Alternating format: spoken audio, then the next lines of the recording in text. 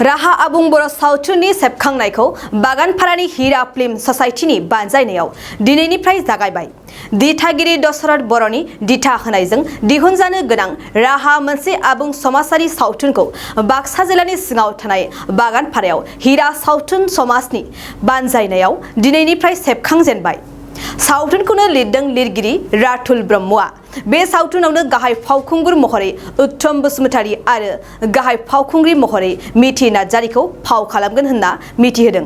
लोगोसे बे सावथुनावनो गोबां गोजाम महरगिरिफोरा फाव खालामगोन होननानैबो मिन्थिहोदों दिथागिरि दशरथ बर'आ।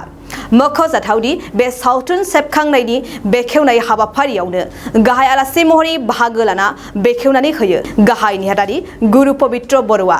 लोगोसे हाबाफारियाव गुबुन गुबुन बिबानाव थानाय बिबानगिरिफोरखौबो बाहागो लानायखौ नुनो मोनदों।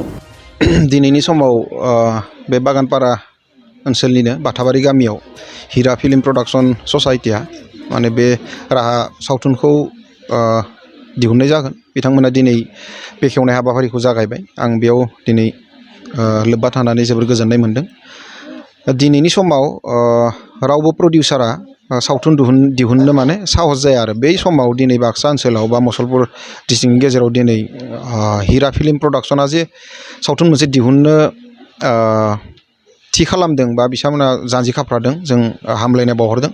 बिसानि नेहाथारिनि मासिनिफ्रायबो आं बिथांमोनखौ गोजोननाय आरो हामलायनाय बावहरदों।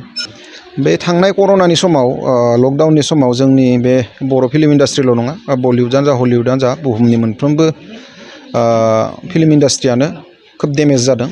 जोंनिया जेरै डेमेज जादों। नाथाय दा 2021आव जों एसे गांब्रै फिल्म मोननो हादोंमोन। नाथाय दा 22आव 8-9थासो फिल्म शुटिं जागासिनो दं गासै आसाम नाङै।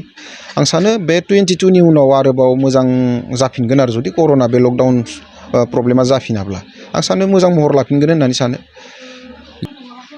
बिसाया ओरैनो डाइरेक्ट रावखौबो मदद खालामनो हायाखै। जों जेनेबा बिसा हिसाबै बयनिबो जा प्रब्लेम, बिसायाबो मोनसे प्रब्लेम जानानै फैदों। बे लकडाउननि समाव जेब्ला फिल्म प्रडाक्शना खोब खमिलांदोंमोन आरो दा जों आफाद हिसाबै नाथाय जों खोब स्ट्रं जानानै दङ।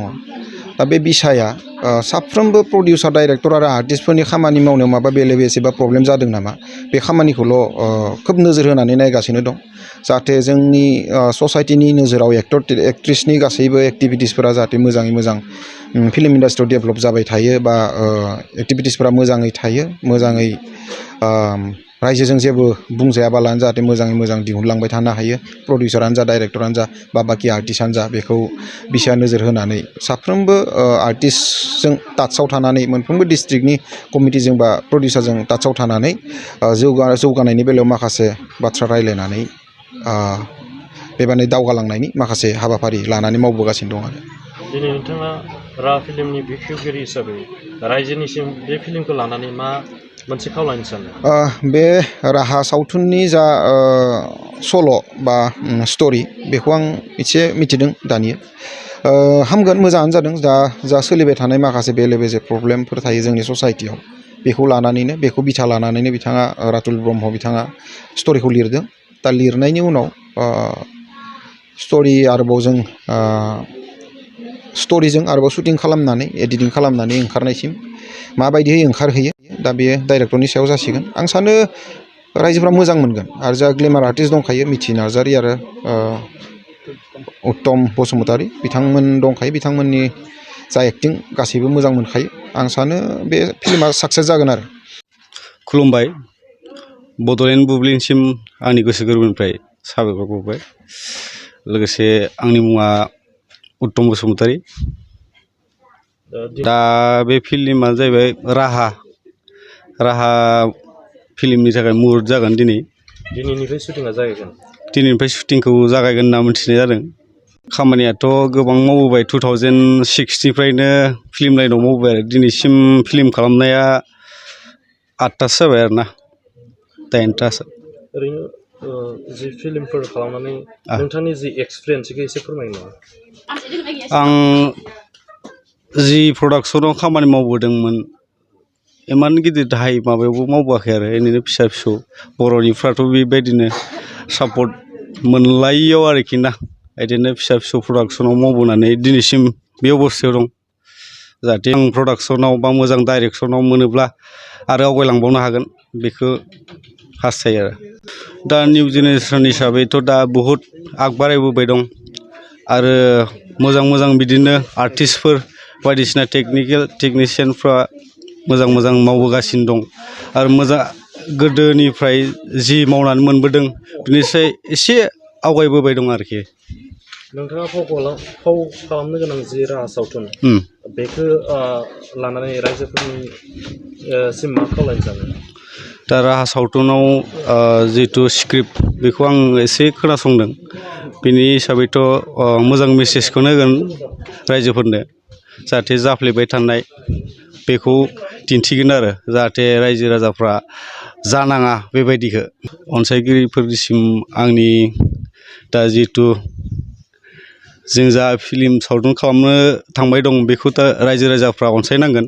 सापर्ट होलायनांगोन बेवहाय दिनै राहा बर' मुभिनि माने मुहुरत खालामनाय जादों आरो दिनैहाय नोंथाङा बेयाव मेन रलाव बाहागो लागोन नामा औ आं बेवहाय लिड रलावनो बाहागो लादों आरो औ खालामदोंमोन आङो मोनथामब्रैसो मुभियाव खालामदोंमोन फिल्मफोरनि मुंखौ फोरमायनानै ओरैनोथ' जिउ दावरि नंखाय रादाय आरो सानस'हायै हाफ ब्रेन बेयाव खालामदोंमोन आरो आं राहा सावथुनखौ लानानै बिराद मोजां मिजिं थिदों आरो ओरैबायदि मोजां स्क्रिप्टआबो बिराद मोजां आदा राथुलनि लिरनायावहाय आरो आङो बिराद गोजोननाय मोन्दों इसिबां मोजां स्क्रिप्टआवहाय माने दिनै आं लिड रलावहाय एक्टिं खालामनो मोनगोन आंनि थाखाय माने बिराद गिदिर चेलेन्ज आरो बियो आरो बिनि थाखाय आं बिराद गोजोनदों आरो रायजोनिसिम बेखौनो खावलायहरोदि रायजोफ्रा जोंखौ बयबो अनसायगोन बा सापर्ट खालामगोन होननानै आं मिजिं थियो आरो रायजोफ्राबो नायनानै बिराद मोजां मोनगोन आरो बयबो बेफोरबायदिनो सापर्ट खालामलांदो मानोना रायजोफोरनि सापर्ट नांगौ जायो रायजोफोरनि अनगाथ' जों मालाबाबो आवगायनो हाया बिनिखायनो नोंथांमोननि गासिबो सापर्ट मोनगोन होननानैहाय जों आसा खालामो आरो सापर्टबो खालामबोगासिनो दंखायो आरो एबारबो राहा मुभियावबो नोंथांमोना बयबो सापर्ट खालामगोन होननानै मिजिं थियो आरो बेयावनो बड'लेण्ड मुभि नायगिरिफोरसिम आंनि गोसो गोरबोनिफ्राय गोजोन हामलायनायखौ बावहरनाय जाबाय जों दिनैनि दिनाव जोङो राहा मोनसे फुल मुभिनि अपेनिंखौ लादों गिबियावनो जोंना बे सावथुनखौ लिरदों जोंहा रातुल ब्रह्मआ डाइरेक्सनखौ आं होगोन दिनैनिफ्राय जोङो जागायलांनोसै जोङो थाबैनो फोजोबनो नाजागोन बेखौ एबारनि बैसागो माबायावनो दुर्गा फुजायावनो नुनाय खालामनो नाजागोन आरो बे सावथुनाव सोर फावखुंगुर बा फावखुंग्रिफ्रा बाहागो लागोन बेयाव जोंना लिड रल हिसाबै दङ मेलाव उत्तम बसुमतारी आरो फिमेलाव दङ मिथि नार्जारी आरो बिदिनो रल दङ मेन्देला थागोन रुबुल थागोन बिदिनो गोबां आर्टिस्ट दङ आरो बेयो जोंना मोनसे ससियेल जागोन जेनेबा समाजारि सावथुन आरो जोंना जाफ्लेबाय थानाय जाथाय नोंथांमोना नायोब्ला उनाव मिथिसिगोन सारप्राइज जासिगोन माखासेया नोंथांमोना बे फिल्मखौ बबे जायगायाव शुटिं खालामनायनि थांखि दं जोंथ' बेखौ ओरैनो लकेल जोंनि जि लकेलिटियाव जि दङ नुथाय बेफोरखौनो जोङो देखायनो नाजागोन बिदिनो जों उनाव बबेयाव थांनाय जायो बेखौ खिथाथ'नो हानाय नङा बे फिल्मखौ माब्लासोहालागै दिहुनहैनाय जागोन फोरमायनो हागोन नामा जों बे मुभिखौ जोङो बिश्वकर्मायावनो नुनाय जों खालामथारनो नाजादों जोङो बिराद खस्थ' खालामनानै जों दिहुननो नाजाथारनो नागिरदों आरो नोंथांमोना बयबो अनसायगोन होनना बेखौनो आसा थिबाय एबारथ' जोंना गोबां मुभि गैया बेनिखायनो नोंथांमोनखौ अनसायगोन होननानै जों गोसो गोरबोनिफ्राय आसा फारिनाय थाबाय आरो गोजोनथाव खौरां नोंथांनि रोंगौथिखौ दिन्थिनो थाखाय फैगासिनो गोदान खाबु बड'लेण्ड गट टेलेन्ट गोजौसिन जौसाङाव दिन्थिनायनि खाबु बिटिआरआव बड'लेण्ड गट टेलेन्ट सिजन 2आ फिन सौफैगासिनो नोंथांनो गोदान खाबु लाना जाय जौसाङाव नोंथाङा गावनि गुनगोनां रोंगौथिखौ दिन्थिनो हागोन जानो गोनां बड'लेण्ड गट टेलेन्ट सिजन 2निनो अडिशननि अक्ट'खौबो थि खालामनानै होखानाय जाबाय फारि बायदियै फैगौ 25 जुलाइ दाननिफ्राय लानानै 2 आगस्त खालारसिम मख'नाय जायगाफोराव लानाय जागोन मख'जाथावदि अडिशन रेजिस्ट्रेशननि खालामनो थाखाय 8399890945 9101102339 आरो 9577573499 जानबुं अनजिमायाव जगाजग खालामनो हागोन।